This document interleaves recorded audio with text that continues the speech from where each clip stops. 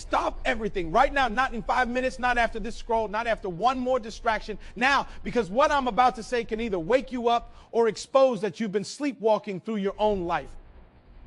And if that stings, good. Some truths are supposed to sting before they heal. Look at yourself honestly. How long have you been waiting? Waiting for the opportunity, waiting for the call, waiting for the money, waiting for support, waiting for the right moment, waiting for people to believe in you, waiting for life to finally give you permission to become who you already know you're supposed to be. How long? 1 year, 5 years, 10?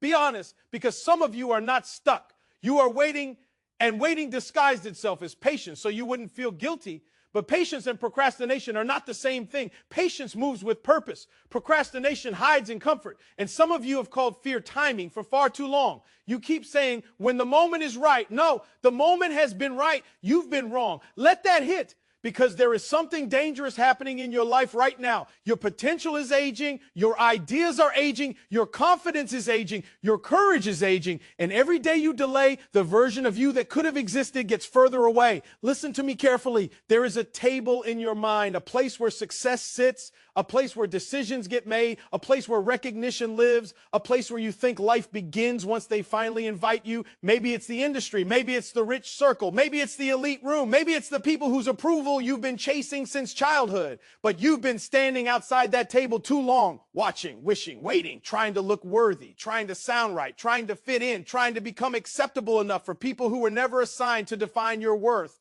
And while you were busy trying to be chosen, you forgot you were built to choose yourself. Hear me. The table you keep begging to sit at was never built for you. It was built for their comfort, their rules, their limitations, their fears, their standards, and you keep trying to squeeze greatness into a space designed by average minds. That's why you feel frustrated. That's why you feel unseen. That's why you feel like something in you is dying, because something is. It's the part of you that knows you were made for more. Let me say something hard. Some of you are tired, not because life is heavy. You are tired because you are carrying unused greatness. You are exhausted because your gifts have nowhere to go. You were made to build, but you keep choosing to wait. You were made to lead, but you keep asking for permission. You were made to create, but you keep trying to fit inside somebody else's blueprint. That kind of misalignment drains the soul. So let me wake you up with one sentence. Stop waiting for their table. Build your own. No, louder. Build your own. Because when you build your own, nobody can uninvite you. Nobody can limit your seat. Nobody can vote on your worth. Nobody can remove what they never created. Now I know what some of you are thinking, but they rejected me. Good. Let's talk about rejection. That job that said no, that relationship that walked away, that investor that doubted you, that room that ignored you, that circle that excluded you, that platform that overlooked you. You thought rejection meant you weren't enough. Wrong. Sometimes rejection means the room was too small. Sometimes rejection means the vision was too limited. Sometimes rejection means your life was being redirected. You cried over doors that were locked for your protection. You mourned rooms that would have suffocated your future. You called it failure. Heaven called it rerouting. Let that sink in. Every no is not lost. Sometimes no is rescue. Sometimes the breakup saved you. Sometimes the closed door saved you. Sometimes being overlooked saved you. Sometimes not getting chosen forced you to become the chooser. And that is where power begins. But most people respond to rejection the wrong way. They quit or they beg harder. Both destroy lives. Quitting buries potential. Begging destroys self-respect. There is a third response. Build. When they doubt you, build. When they laugh, build. When they leave, build. When progress is slow, build. When nobody understands, build. When fear screams, build. When you are tired, build. Because builders know something victims never learn. You do not need permission to begin, but let me keep it real with you. Building is not glamorous. Building is waking up with uncertainty. Building is working without applause. Building is sacrificing while others celebrate. Building is staying focused while people misunderstand you. Building is hearing silence where you hope for support. Building is bleeding in private. Everybody wants the crown. Few survive construction. Everybody wants the finished house. Few respect the mud, dust, and broken nails of the process. That means people around you may not understand. Your family may question you. Your friends may mock you. People may compare you to safer people. They may say, be realistic. Take the secure path. Stop dreaming.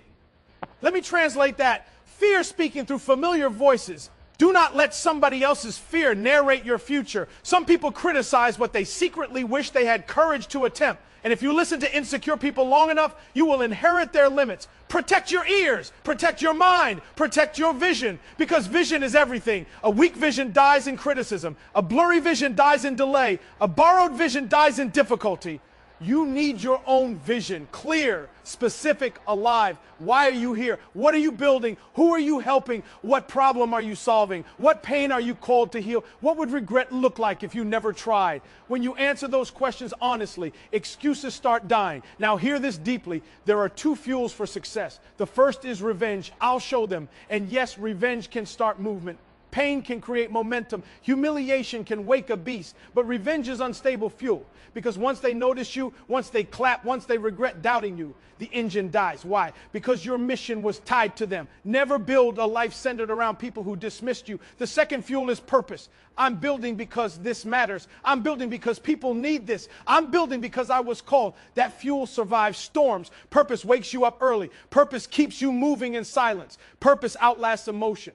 Purpose carries you when motivation disappears. So don't build to prove them wrong. Build because something right needs to exist. Now let me give you a truth that can change everything. Your success is not only about you. There are people connected to your obedience. People you haven't met yet. People who need the business you haven't started. People who need the book you haven't written. People who need the video you haven't uploaded. People who need the story you haven't shared. People who need the example you haven't become. That means every day you keep delaying. Someone else waits too. Read that again in your spirit. Your procrastination is not private. Your hesitation has consequences. Your fear affects people you may never see. There is somebody praying for help, and the answer may be trapped inside your cowardice. That's heavy, but it's real. So stop making this small. This is bigger than your insecurity, bigger than your comfort, bigger than your fear of embarrassment. Somebody's breakthrough is tied to your courage.